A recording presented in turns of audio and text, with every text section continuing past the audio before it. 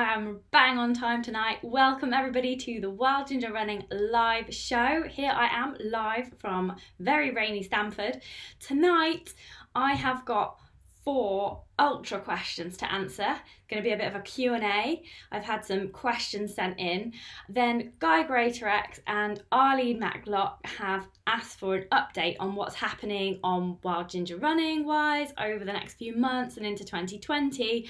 But first, just to get everybody a little bit warmed up, I am going to just see what the Wild Ginger Running patrons have been getting up to. So, what have you been doing?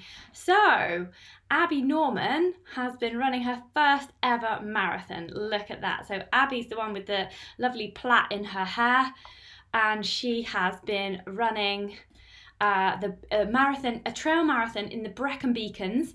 But it was actually, check this out, it was actually her first ultra.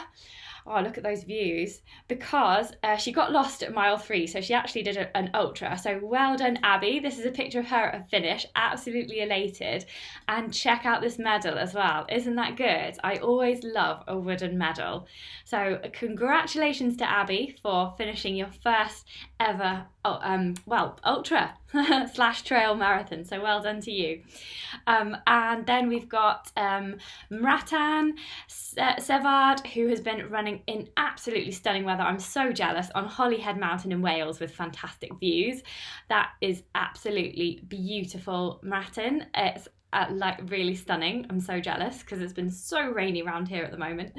And then we've had a bit of chit chat about gear as well. So Guy Greatorex and Chris Morgan have been discussing the new graphene grip Innovate Terra Ultra G260 on the exclusive Facebook page for patrons.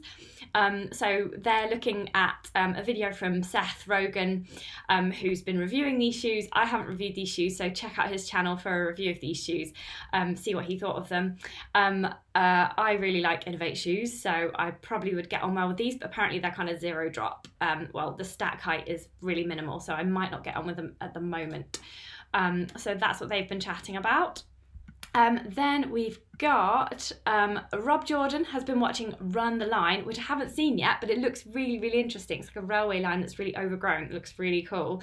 And Rob has been winning things. So Rob, look at that. That's Rob and his wife Sue there. And he has won his club award for most inspirational runner, because Rob has lost umpteen stone since he started running. He's become addicted to it, and he's just doing really, really well. We'll have an update from Rob later in the programme, because we've been following his progress as he improves his fitness and works towards a 30-miler with me on the Isle of Man in April. So we'll hear more from Rob later. But fantastic. Round of applause. Well done, Rob. Absolutely brilliant. Then we've got a winner of a different kind here. Kat has been doing a double marathon weekend. So there's her and her friend after this double marathon weekend. And one of the marathons she did leading a blind runner called Paul. And he was doing his 358th marathon, which is absolutely incredible. So good on you, Kat, for leading a blind run around. And good on you, Paul, for completing your 358th runner as a blind person. It's more than most sighted people do, so that's absolutely brilliant. So there's lots of interaction going on the Facebook page for patrons, and David Wilson wants everybody to join in on this Tribe Ultra. It's a relay. It's 220 kilometers, and he wants everyone to join in. So if you want to join Dave on doing this this Tribe relay, then do post below his post there. It's just in the Facebook group. Then Bram Van Diemen did his 8th ultra, which was 60k, and now he's going to take a break. But if you want to have a look at what Bram's been doing, he actually makes films too. So I'm just going to show you a little bit of his movie just here. It's just going to take a little while to load up, but he's on Demon Runner's YouTube channel. He wants to do less ultras next year, but even longer distances like 80k and beyond. So good luck to you, Bram, for doing that. So here he is running along the beach. There we go. That looks absolutely beautiful. He's speaking, I think he's speaking in Dutch here, so I couldn't understand what he was talking about in the film, but you don't need to. And then we've got where he was running through these absolutely beautiful sand dunes, got a bit of the underfoot terrain there. And if you notice in the top right hand corner, you've got the Demon Runners logo there so that you can check it out on YouTube, check out his channel. And then the final bit is he's doing finishing a 60k on a track. So there he goes, finishing his 60k. Well done, Bram, and I hope you have a good rest over Christmas and tackle even more and longer ultras next year. Then we have Rob Manning and Guy Greatorex having a chat about this amazing film. So this is a film about Nikki Spinks, an Innovate athlete and well known for doing double Bob Graham's, double Paddy Buckley, double Ramsey, double everything. Basically, Nikki goes long. So she had a crack at the Barkley Marathons last year. I did interview her about this as well, so I'll put the link in the description below. I'll just make a note to do that in case you want to watch her interview about the Barkley Marathons. Interviewed her about 6 to 8 months ago. I'll dig that out. So Rob and Guy have been watching this and I watched it too. It's absolutely amazing. Like, the footage is incredible. The story is very, very interesting, and basically she was one of the last women standing at the Barkley Marathons 2019. So I won't spoil the story for you, but you'll have to watch it. It's a really, really good film, so definitely check that out. Okay, then we've got a little bit more jealous making views, especially for anybody who's here in Britain and being rained on at the moment, like we are every single day. So this is Malta, and Adrian Camilleri has been hiking there with his daughter. So that's absolutely spectacular. I love that. It is making me very jealous though. And then we've got Nigel Barrett, he's a new patron, and he has bought his first running vest because he's going to join us on the patron meetup on the 7th of December, which I'll talk more about a little later in the show. So he just wanted a bit of advice as to whether he should have got a larger one or not. But we've all been chatting to him on the Facebook group, and he's been for a run with it, and he says it's absolutely fine. It doesn't move at all. So that's what you're looking for there in a running pack. So he's really pleased with his new running pack, and hopefully we'll get to see that and meet Nigel himself on the 7th, which is great. Well done, Nigel. Then just a few more people to shout out about. Oh, this is a really exciting one. So Matt Walker has done the Nepal Impact Marathon with views of the snow-capped Himalayas. Look at this picture he sent. Oh, it's absolutely amazing. Look at that. Toothy peaks all over. So he's been fundraising for charities rebuilding in the area after the earthquake, like roads and things like that got destroyed in the earthquake. So absolutely fantastic cause there, Matt. So well done. Then we've got Emily Jacobs, who has got her mojo back after a period of non-running, non-joy. And she says she is rocking her Wild Ginger Running buff. And the great thing is, although patrons will get, if you're a $10 patron and above, after a certain amount of months of loyalty, you get sent one of these buffs, which are actual buffs from Actual Buff, as you can see with the logo on there, and they made these for me. So they made me a certain amount of these, but I'm not allowed to sell these because they made them for me. So I've teamed up with Coniston Corporate to make everybody a buff that they have the chance to buy. So I've got an online shop now. I'll put the thing up. That would be a good idea, wouldn't it? WildGingerRunning Shop. Is it this one? Yes, it is. Ta-da! So yes, I got a shop with t-shirts and Wild Ginger Running buffs in at the moment. There will be more stuff coming, but I just thought I'd start off those in time for Christmas. So if you would like a Wild Ginger Running buff like Emily here, then you can go and buy one now. So it won't be quite the same as Emily's one here if you're not a patron, but you have the opportunity now to buy a Wild Ginger Running buff. It's very good, it's very comfortable, very nice. I am modelling it here.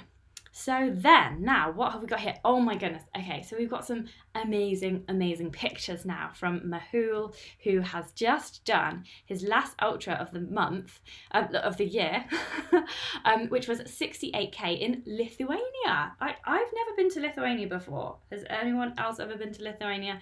I haven't. Well, Mehul has been doing the trail Kasui Nerja, which looks absolutely spectacular. Look at these photos, and there are loads more on Mehul's blog, which is mehulvaitha. That's mehulvaitha.com. So definitely check that out, and I'll just show you a few more of his pictures because they are absolutely stunning. Like, look at that. Doesn't that just make you want to go to Lithuania and do that 68k trail run? Look at that beach. It's absolutely gorgeous. And then look, there's Mehul again running through the forest. There he is. And I think, oh yeah, oh, look at those trees. Absolutely gorgeous. And then a nice cheeky shot of Mehul at the end holding his medal there. Always got to get a finish line shot, haven't you? So absolutely fantastic from Mehul there. So that's what everybody's been up to. And I don't know about you guys, but I'm really looking forward to our meetup, which Guy Greatorex is organising on the Saturday, the 7th of December. So it's 10 sleeps time, I think. So it's not this weekend, but the Saturday after. So maybe I'm gonna wear my elf hat. Last time I wore this on a run though, I got a bit too hot. I will try and wear it though. But anybody who wants to dress up in tinsely stuff, be my guest. I'm going to be bringing some mince pies as well. Maybe we should have some mulled wine. Maybe we should bring some mulled wine. It's going to be really fun. I'm also going to bring, I've got about 4 different pairs of running poles. So I'm going to bring them so that people can try them out. I'm also going to bring, I've got a whole box of backpacks just down here. I'll show you a whole box of backpacks that I'm like testing, so I'm going to bring them as well just so that you can see the different features of all the different backpacks from all the different brands that I've been testing over the year. So you just get an opportunity to try them out if you want to, and just be a bit more informed before you make purchases. So I'll be bringing those along as well. Hopefully going to be bringing husband Steve as well, and then maybe he can do some shots of us running, so I'll actually be in the film as well. But yeah, I will be making a film of it as well, and I'll be chatting to you along the way. But don't worry if you're shy, just say, and I won't film you, or like we won't do like a little chat or anything like that. But if you're keen and you want to be in the film, then yay. Yeah, then just let me know. So it's in Macclesfield, and I'm really excited because Guy has done a really nice video of this, which I'm just going to show you. Macclesfield Forest looks beautiful. Like, look at that. Really nice. Wow, look at that. It's going to be absolutely lovely. There we go. That looks brilliant. So I hope the weather's going to be like that. Guy, if you could also organise the weather to be like that, then that would be absolutely fan-dabby-dozy. Okay, so that's all the patron news for the moment. And remember, all the Wild Ginger Running patrons get automatically entered into the prize draw every month to win £400 worth of trail running kit. So this month's prizes are here, and I'll be drawing them at the end of the month, which is not very far away at all. So we've got a couple of caps here from Fractal. We've got these Jaybird headphones as well. We've also got the usual head, oh no, we haven't got that thing. Oh, what's that? No, we haven't got that, sorry. We've got the usual head torch here from Silver as well. And then I've managed to, just came in the post this morning, I've managed to snaffle £100 worth of goodies from Night Eyes here. So I'll just show you what they are. And then I'll show you what the second and third prices are, because they're pretty awesome as well. So from Night Eyes, we've got some of these gear ties. So these are really useful. Like, you know, like if you want to take, just empty them all out onto the desk. So there we go. Oh no. Yeah, so we've got these gear ties here. Oh, what the hell is that? Sorry, I just pressed something random on the keypad and it's done something weird. Okay, so gear tie, and you can prop up things with it just here. It looks really useful for hanging things off stuff, like if you're in a tent and you want to hang your backpack up or something like that. So there's two of them. There's a small one and a big one, and then there's, this looks really cool. Like, I really want to keep this. I don't want to send it to anyone that wins the competition. Maybe they'll send me one. But this clips on to anywhere. So it clips on, like, just see that lady there. She's got it on her t-shirt. You can clip it onto your t-shirt, and you can clip it onto the back of a cap just there as well. So it's just really, really useful. It looks, if you do any running on roads to get to the trails at night. So that looks really useful. There's also one of these there. They're one of those things that you snap onto your arms. And they're visible that way. Then there is a micro flashlight that you can stick anywhere, because it's got these like little arms that fold, and they're like a wire within a casing of plastic, so that's really cool as well. And then there's a magnetic handle stand for tablets, so you can stand your phone up or your tablet, and you could take some photos of yourself running. And there is a waterproof wallet, so say you want to take a £20 note, which is not waterproof, then you could put it in there and it would not get wet. Or if you've got credit cards and things like that, and just stuff that you don't really want to get wet. Maybe some tissues. Okay, so that's the prize from Night Eyes. Then we've also got the second prize winner, which will win the Moon Valley Diaries from Emily Forsberg and pals. And guess what? I know I wasn't able to interview Emily tonight in the live chat as was originally promised by her publisher, but I begged and begged and begged, and Emily has agreed to speak to me for 10 minutes only at 1 o'clock on Monday. So I won't be broadcasting it live, but I will be putting it out at 5 p.m. on Monday. So me and Emily are going to have a good old chat for 10 minutes. I'm going to literally ask her like the speediest questions to get the most out of her in 10 minutes. Totally appreciate though that she is a busy mum now, and everybody must want a piece of her. So it's really kind of her to agree to chat to me for just 10 minutes on the show so that I can broadcast that for you. And she's also writing the forward to my book as well, so it's just really, really kind of her. So like big up to Emily. Then the third prize is this. It's what I got at the UTMB. Petzl gave it to me. It's just some rehydration sachets and performance sachets to put in your drink. So that is the third prize, and that will be winging its way to you if you win at the end of the month. So stay tuned to Wild Ginger Running to see if you have won the competition, if you are a patron, and if you are not a patron, get involved. It's www.patreon.com/WildGingerRunning, which is here. Ta-da! Okay, right. What is next? Now for some questions, some ultra questions. But let's see who's here on the live chat. We've got loads of people tonight. Hello, everybody. Hey. So we've got Alex Dehoto. Let me just add you all to the broadcast. Alex Dehoto. How are you, Alex? Let's make that a bit bigger, because that's tiny. There we go. Add you to the broadcast. And Ivana Veselinovic, hello. Guy Greytrex is here. Hey Guy, can't wait to see you at the meetup. And Tom Avery is here all the way from the United States. Christian and Andreasen is here. And Nigel Barnett is here as well. Hope the backpack's okay. John Gardner says good afternoon. It's good evening here. Good afternoon in America, everybody. And Alex Dehoto has said he has been a bit quiet recently. Oh, that's quite big now. Because he injured his back. Oh no, he's had to completely stop running. Well, that's terrible, Alex. I hope that you're getting all the physio that you need, and that it's gradually trying to improve. Do come along to the meetup anyway, and just like have a mince pie. If anybody can't run at the moment, do just come along to the meetup anyway and have a mince pie. I mean, if you ask Guy Greytrex, it might be that you can actually mountain bike alongside us in Macclesfield Forest. The paths might be good enough for that. So ask Guy and see what the route is, and see whether you can just join us on a bike. So Mr. Q says howdy, and Purple Running Whale says just got in from work. Hi everyone. Eric Jackson says hi from the Outer Hebrides, also very wet there. Abby's here, yeah, and loving the new buff. Excellent. Yes, these are available to buy right now, so get yourself a little Christmas present. Fantastic, and well done on your marathon/ultra, Abby. Excellent stuff. And James Frost is saying beautiful views to some of those photos that I was just showing earlier of the patrons.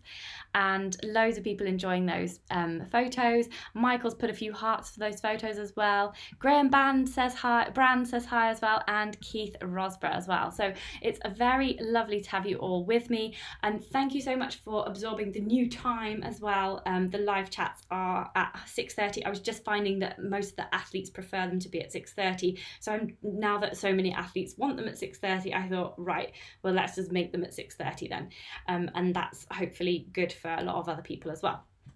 Okay, right, let's do some questions then, because I've had some really, really interesting ultra questions over the last kind of couple of weeks, so I'm just going to address them here now. So the first one is from Ratin Sevage, who asks if anybody has trained using Dr Maffetone's method of training, which is exclusively on like a low heart rate. Essentially, it uses the formula of 180 beats per minute minus your age, and you're not supposed to go over that level ever for your training. And some people use it as to build an aerobic base, like for example over winter right now. And so Dr Maffetone, Dr Phil, he says to build aerobic fitness, your HR should never exceed this number, 180 BPM minus your age. And he says the benefits are reduced inflammation, lower stress hormones like cortisol, increased fat burning, and the prevention and possibly even reversal of injuries, which is quite a claim. So I've been looking at this, and I've been doing some research on the Strength Running website, because they have a really comprehensive article on there. If you Google Maffetone and Strength Running, then it should come up with the same article, but I'm just going to précis it here for you just so you get the main facts.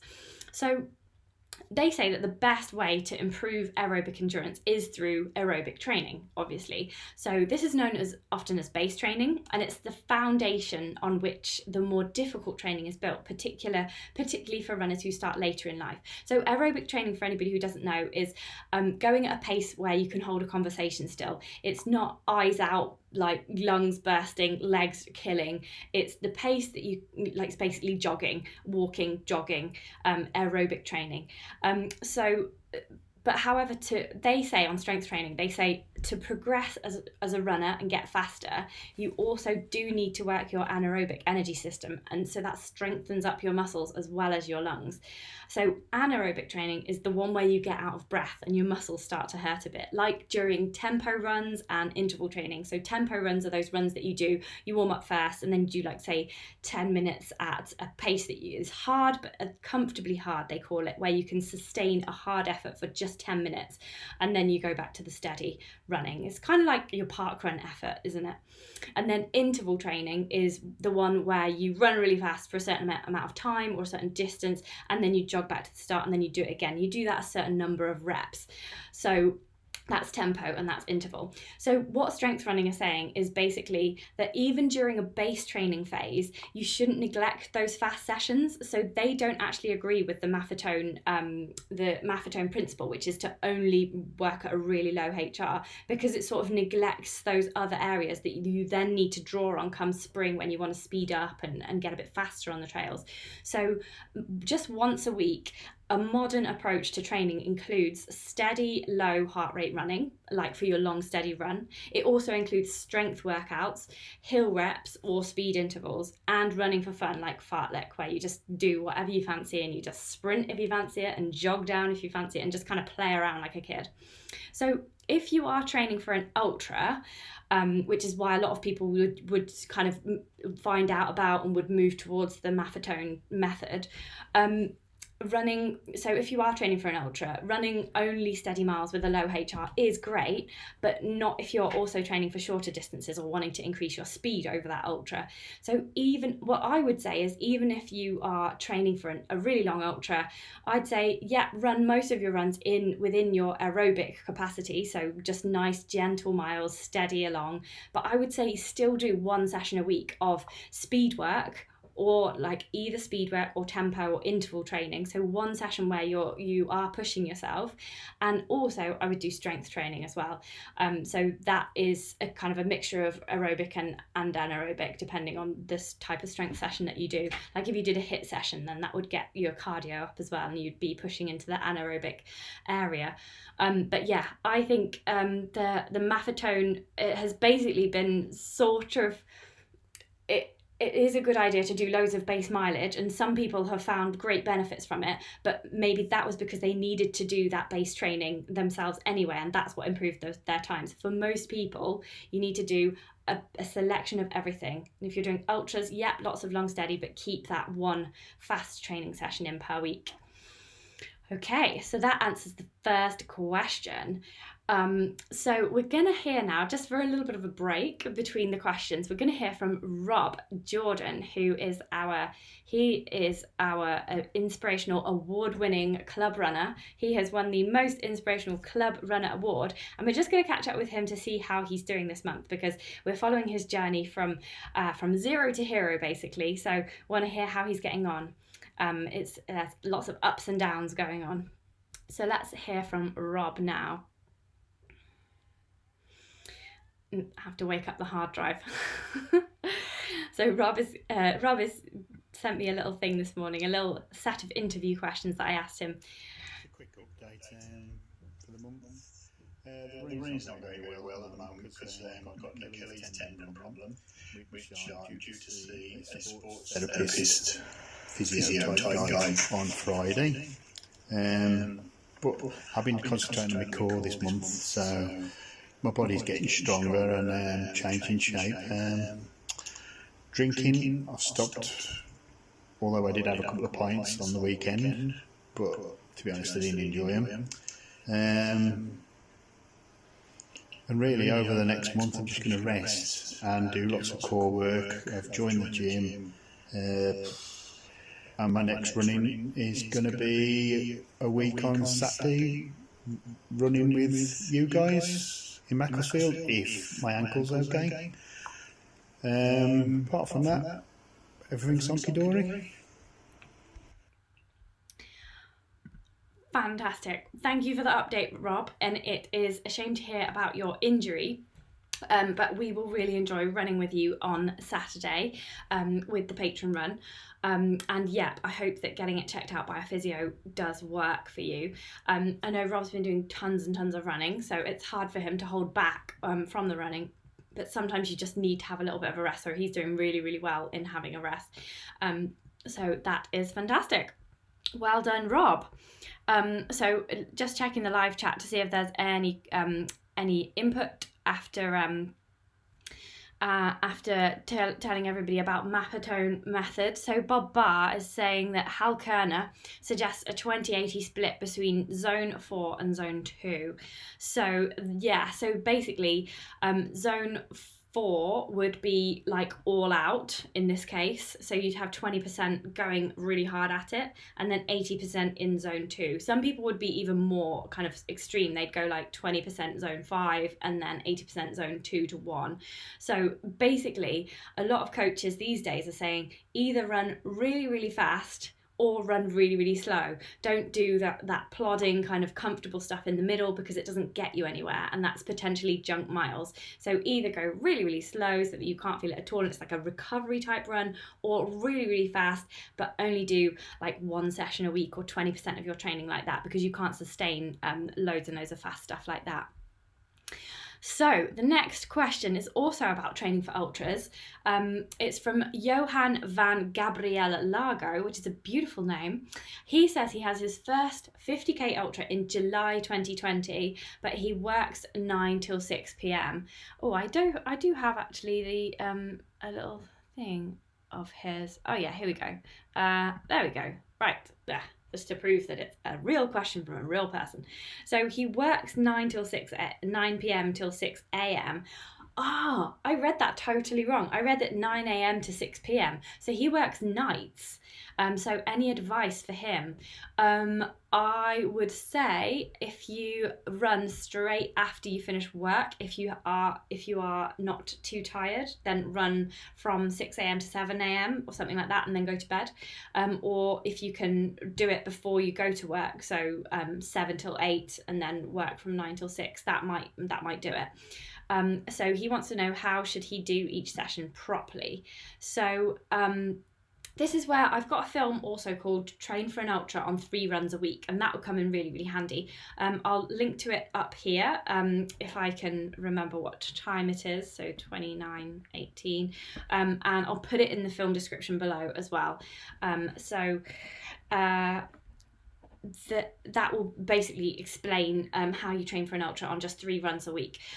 But basically, as per the last question, to train for an ultra, you want to be doing at least 1 long run per week. This is like the bare minimum. Okay, so I'm a great believer in kind of less is more.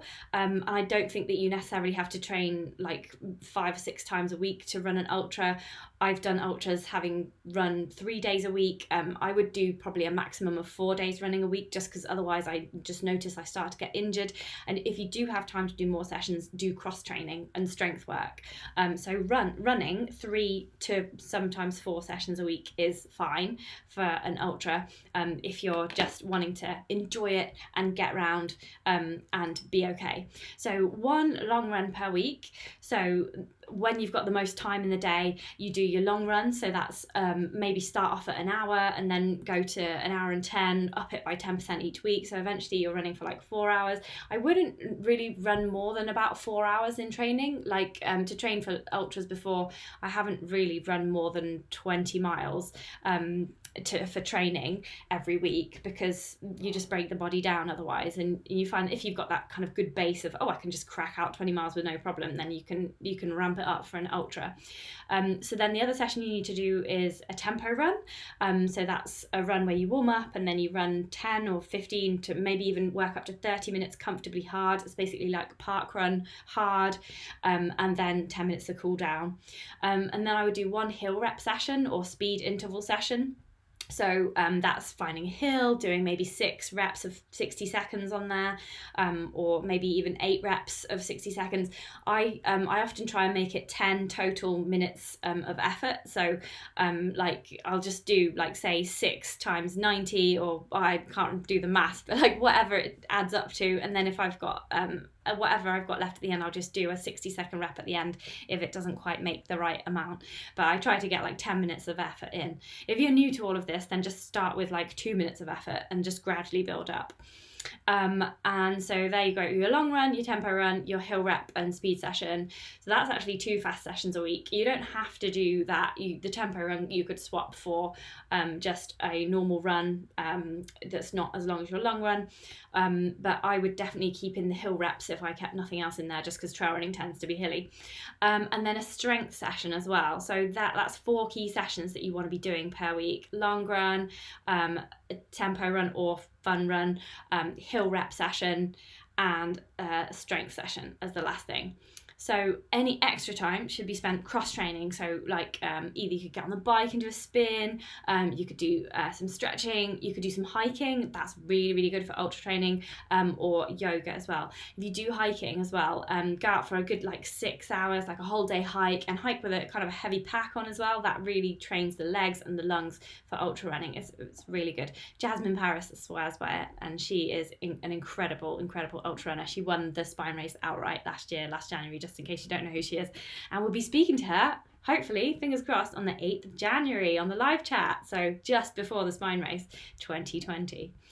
So what Johann is training for is 50k, which is about 30 miles, which is only 6 miles over the marathon distance. So if you followed a marathon training plan before and it's worked, has it been successful, then you could just up the mileage in a few of the longer runs by a couple of miles to make that marathon distance training plan work for your 50k. So a lot of ultra runners do just stick to like a marathon training plan, and then when they've got their ultra coming up, they just sort of like slip in a few longer runs just to train for that ultra, just to push the distance, or they just keep at marathon training and then just crack out an ultra. Because once you get past about 50 miles, it's all in the head, and you can't train for 100 miles. You can't go out and run 80 miles every Sunday or every other Sunday even. It's just not possible. So I think keeping a good marathon training base kind of most of the year round, you can kind of keep that up. I would, you could peak just before before your ultra with that training plan, but you can kind of keep that up for the summer and then just ramp it up for an ultra whenever you need it to. That's what I do anyway. So I hope that helps. Okay, so talking of really long runs, there's a lady that I know. I'm organising the trail race with her in June. She's called Anna. She's also a patron, a Wild Ginger Running patron, and she's doing something really crazy next May. And I just want to tell you about it because she's doing it for an amazing cause as well. So I got her to do a little piece to camera to tell you a bit more about what she's doing. Basically 145 miles. I thought this would fit in nicely with the ultra theme. So here is Anna. Hi, I'm Anna. Claire's asked me just to do a little video, just so she can keep a check of how my training's going, as I've entered the Grand Union Canal race in May next year. 145 miles from Birmingham to London with a 45-hour cut-off. I can't rest for any longer than 40 minutes at any one point, so it's going to be extremely tough. I've never done anything this big before. I've done a few marathons and a couple of ultras, so this is going to be a real test, mentally and physically. I started running about 5 years ago, and I trained to do a 10k race in London in memory of my first son, who was stillborn, and he would have been 5 that year. So I've chosen to do something even bigger next year to show how far I've come in those 5 years, because it would be James's 10th anniversary. So I'm hoping to raise a bit of money for the charity SANS, which is the Stillbirth and Neonatal Death charity. I will post a link on here, and there's access to my story and what SANS raise money for, who the money goes to help. Like I said, I've never done anything like this before, not to this distance anyway. It's very uncharted territory for me, so with regards to training, I'm just planning to get time on my feet. I'm going to include some strength training and some cardio training in there as well. I'm making lots of mental preparations and things I will need along the way, and I'm hoping that if I can get to the start line in the best shape possible, as prepared as possible. That's about all I can control. It's a long way to go, and the rest of it is out of my hands. The hardest thing about this challenge is trying to fit in all the training, along with juggling life as well. I work full-time, I study part-time, and I've got 2 small children as well. So it's a case of being really inventive with how I get the mileage in. Hence why the double run days are going ahead once a week. The best thing about this, purely for me, is the challenge. It's the opportunity to really push the boundaries and see what I can do. So there you go. That is what Anna is up to. She's doing that on May the 23rd, and I'm going to film it. So for once, I'm not going to be doing the running. I'm going to be filming somebody else doing the running. So I'm really excited about it, and it's for such a good cause as well. I am really, really thrilled to be able to help Anna and crew her on such an amazing race. 145 miles down the Grand Union Canal with maximum rest stops of 40 minutes. Can you imagine it? It's just unbelievable. I don't know if she knows what she's letting herself in for, but I'm sure, knowing Anna, I'm sure she'll make a great job of it. And I showed a couple of photos during that as well. That's me and Anna and Janine. We're all organising our trail run together. It's on Saturday the 13th of June at Fotheringhay campsite. So do come over for that weekend and do either our 10-mile or 20-mile race on the trails. It's the first time that there's ever been a trail run in that area, so we're really, really looking forward to it. So yeah, on to the next question then. Scott Bartlett, one of my patrons, says he's just coming back from an injury and he's eyeing up some longer distance events like 50k and 100k. He wants to know how much is running and how much is walking. He always expects that he's always thinks that he's expected to run all of it. So that's his question just there. I'll just put it to the side just here. So yeah, so running or walking in an ultra. So this is a really funny one because I often think it's funny because people think ultra running is so hardcore and it's so amazing, but actually a lot of it is hiking. At least when I do it, a lot of it is hiking. If you're one of the elite athletes or one of the top 10 athletes, top 20 maybe, then yeah, maybe you can run the whole 100 miles. But for most of us mere mortals, ultra running is ultra walking, really, isn't it? Let's be honest. So basically, what I would say, Scott, is that provided you're within the cut-off times, you can walk as much or as little as you like. So I suppose the aim is to run as much as possible. But in reality, like I just said, only the top runners will be gunning it for the whole 50k or the whole 100k, and most of us will be speed hiking, especially up the hills. So some people actually have a strategy on ultras, so they'll be speed hiking up the hills. Even like especially on the really steep hills, the elites will also power walk up them because it's actually more efficient to do that. So they'll be power walking, and so will most of the rest of the field. So some people, as I said, they have a strategy on ultras where they always walk briskly up the hills, whatever the gradient, so that they can pace themselves really well. And then what they'll do is they'll jog the flat sections and the downhill sections. So that's definitely what I do, especially on the longer ones. I think the most that I've run, like actually kept on running for the whole time, is, I was really proud of myself for this one. It was the Peak Skyline race, and it was 30 miles, and I actually ran the whole thing. Like might have stopped to get a jelly baby from a checkpoint or whatever, but I didn't. Oh no, I must have walked up Shuttling Slow because it's really, really steep. Yeah, I must have hiked. Yeah, I didn't run the entire thing. I mainly ran the entire thing, so I'm lying. I've never entirely run an ultra. So it was 30 miles. I did it in 7.5 hours, so I ran most of it. So yeah, just run as much as you can. But I would say definitely in the first half, back off running up those hills.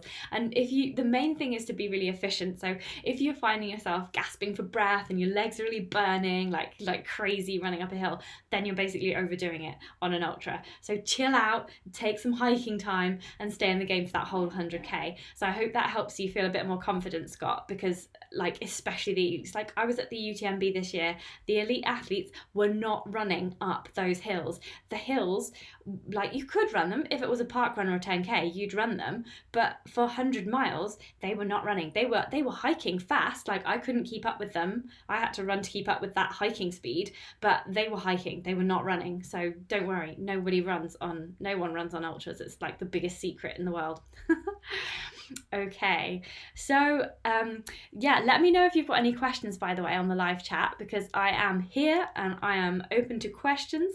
I do have one last question to come from Steve Houghton, and then I'm going to let you know because Guy and Arlene wanted to know what's coming up on Wild Ginger Running, so I'll do a quick what's happening over the next couple of months little roundup in a moment, but the next question, the fourth and final question tonight, is from Steve Houghton. He's a patron too, and he wants to know how to carry mashed potatoes on long races, because he's seen them used, people have been talking about using them on various ultras. So I have, I have his thing here. Great. Ooh, just had something very interesting from Guy Greater X. He says we're going up shuttling slow on the meetup.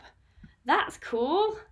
Cool. I love that hill. It's really steep though, isn't it? It's like this. It's called the Matterhorn of the Peak District because it's so steep and it's a bit rocky at the top. So there's no way that I ran up that, and there's no way we're going to be running up that on the meetup. And if anybody is thinking, by the way, oh, I'm too slow for the meetup, I might hold everyone up, do not think that.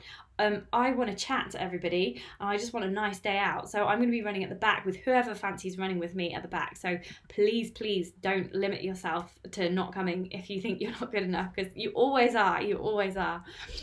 That is fantastic. That's good to hear, Guy, and thank you for interjecting there.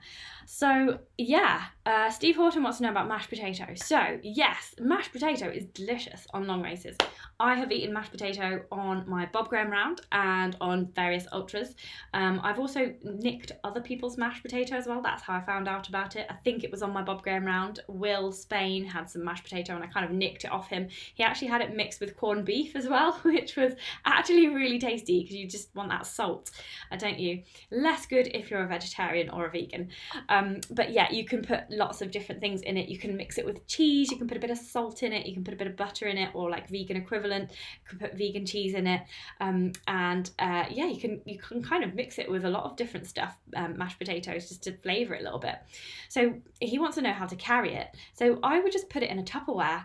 So it's I've just had Martin Seward. Is that?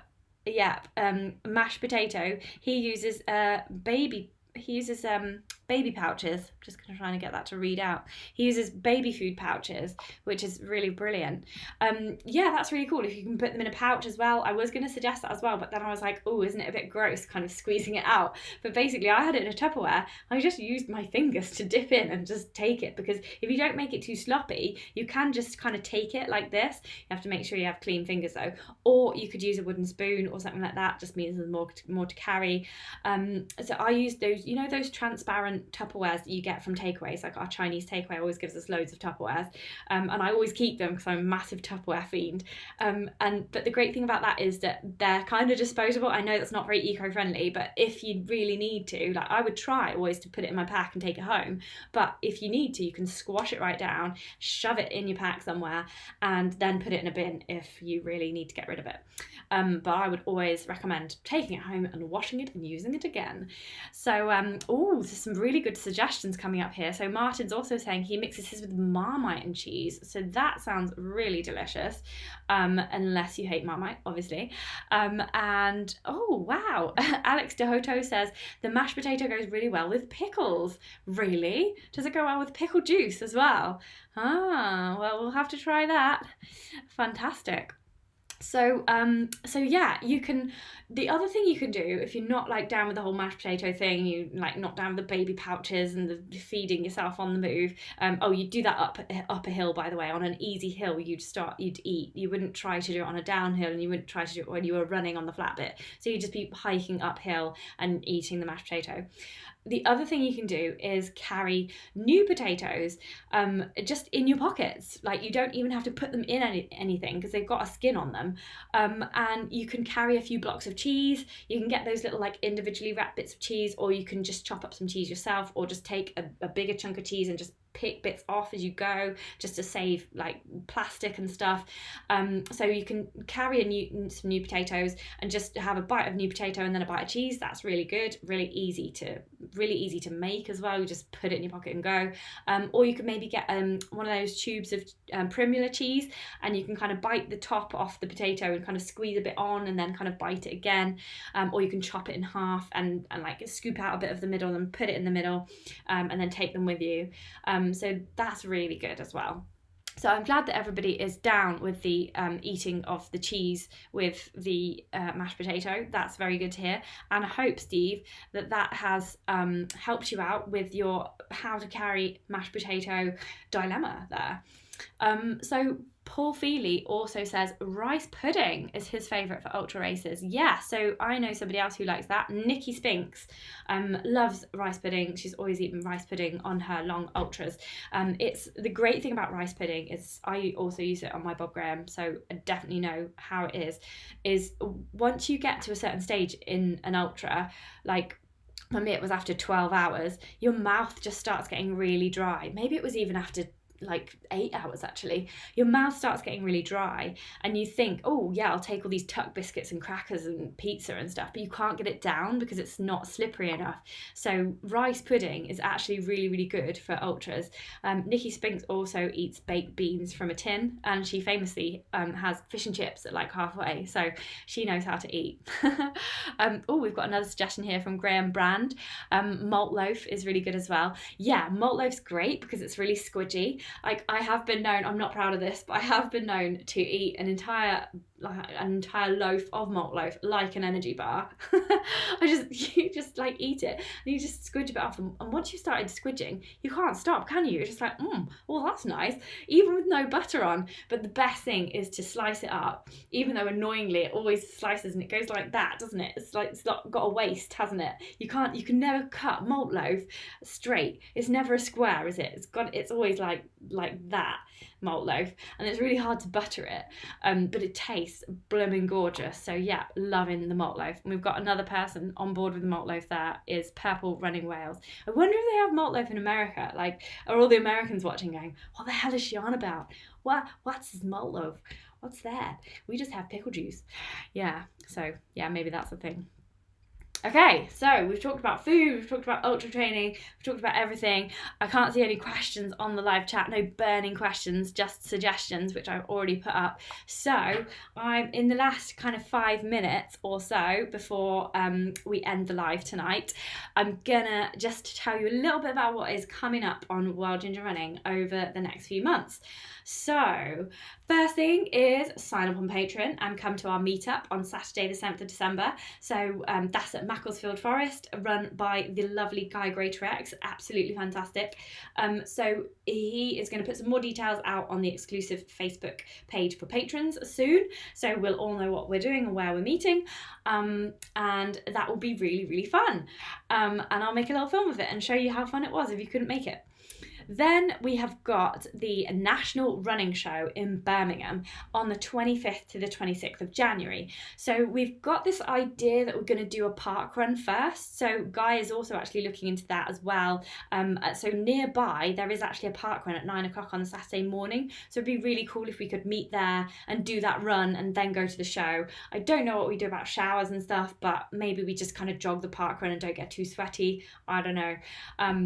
Maybe somebody lives nearby and we can all go shower at their house. I don't know, just let me know.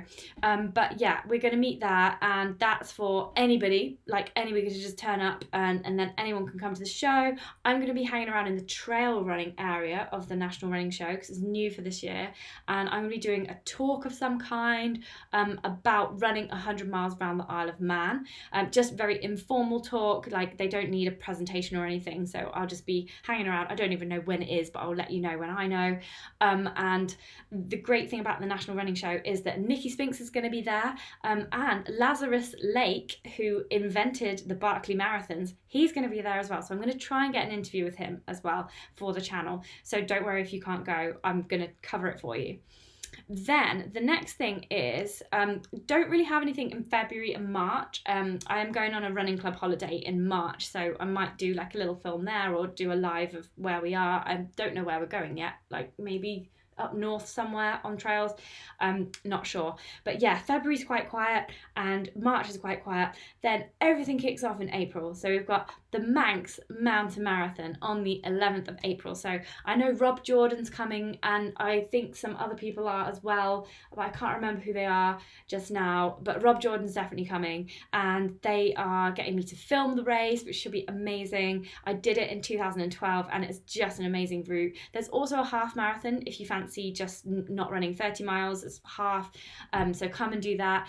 The Manx fell runners are some of the friendliest runners that you can ever meet. All of them hosted me whilst I did my 6-day run along the coastal path of the Isle of Man. So they're really, really lovely people. And the brilliant thing is, one thing that might motivate you to go over there, get the ferry over, is that Joss Naylor is going to be handing out the prizes. So legendary fell runner, 84 or something years old now, Joss Naylor. So I rang him and I was like, Joss, they want you to come to the mountain marathon. Will you come? And he was like, yes, of course I'll come. I know loads of people there and it'll be a fantastic reunion. So he's coming. He'll just be back he lives in Spain over the winter because it's too cold in Wasdale for him.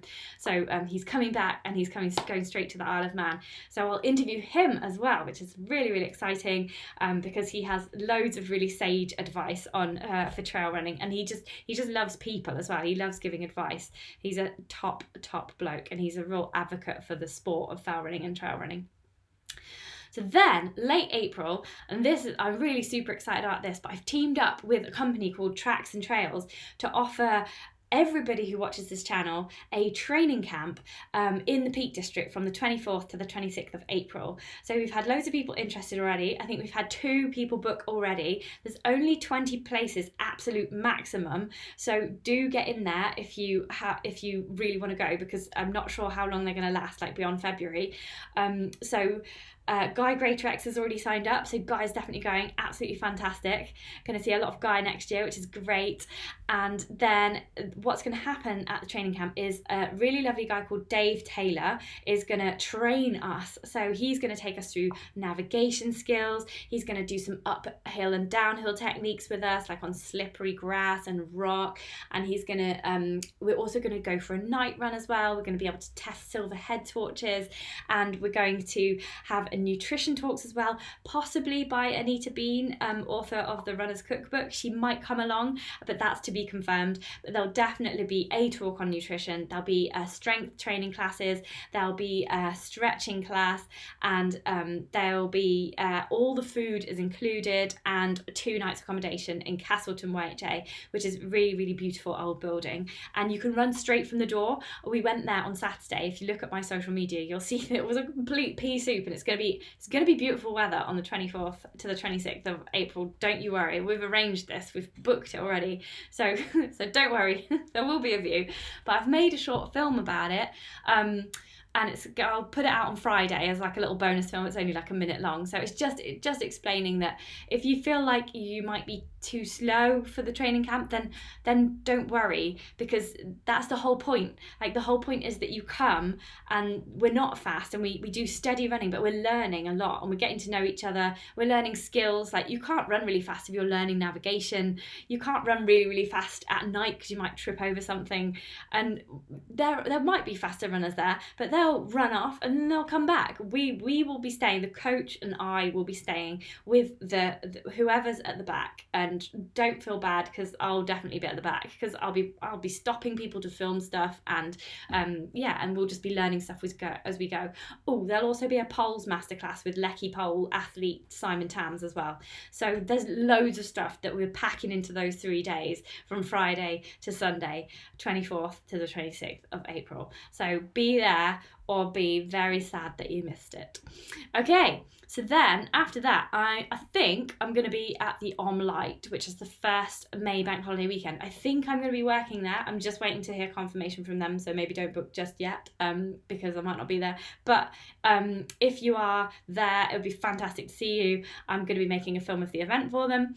And then middle of May, 25th, 23rd of May, Grand Union Canal Race. I've never been to that race before, but I'm going to be crewing and filming for Anna's 145-mile run that we just heard about just earlier. And then just going into June, we've got our race, which is the Neem Valley races. There's the Neem Valley 10, there's Neem Valley 20 miler, and it's on Saturday the 13th of June at Fotheringhayes, which is in Northamptonshire, which is a really pretty little campsite with an old castle mound, a river running through it, which you can swim in after the run. I'm definitely going to be getting in there. Well, I don't know, maybe. It depends how cold it is. And yeah, my mum's going to be marshalling, my sister's going to be marshalling, all of our local running club are going to come and run it and marshal it, so it'll be just a fantastic local event. Tickets are on sale now, and I think I might have a little thing to show where the tickets are. Oh, maybe not. No, No, I don't think so. Sorry. So it's basically just type in Neem Valley Races, and it should come up in Google. It's you can enter it via essay entries as well, so search for it on there. I'll put a link in the description below as well. So yeah, it's really cool. So yeah, just thank you very much for watching, everybody. We've got loads of people saying they're looking forward to various things throughout the year that I've just mentioned. Martin Seaward, he wants to get to the National Running Show. Brilliant, come and say hi. That would be really cool. Steve Houghton says he's going to the National Running Show, so he'd be up for that park run as well. Oh, he wants to interview me for the Purple Running Wales YouTube channel. Of course, you know I can chat forever. So yeah, that's absolutely fine. Alex DeHoto says the National Running Show sounds a lot more exciting this year. It does, doesn't it? With that introduction to the trail area, I actually helped them with that and set them up with loads of contacts. So I feel like I have done my bit. Running with Mark says, hey Claire, hey Mark, nice to hear from you. And Guy Greatorex sums everything up nicely by saying about the training camp and about running in general, I think, and life. It's all about having fun. And on that note, that is a really good ending to the live broadcast, I think, because I have blathered on long enough. It's now 58 minutes in, coming up to 59, and I want to end it just under the hour. So thank you so much, everybody, for watching tonight. Do join me either in December or in 2020 for one of these runs. I'm super excited. I'm always really, really excited to meet you all. And thank you for watching live tonight and sending me all your questions. So fantastic. See you on the trails, everybody. Bye.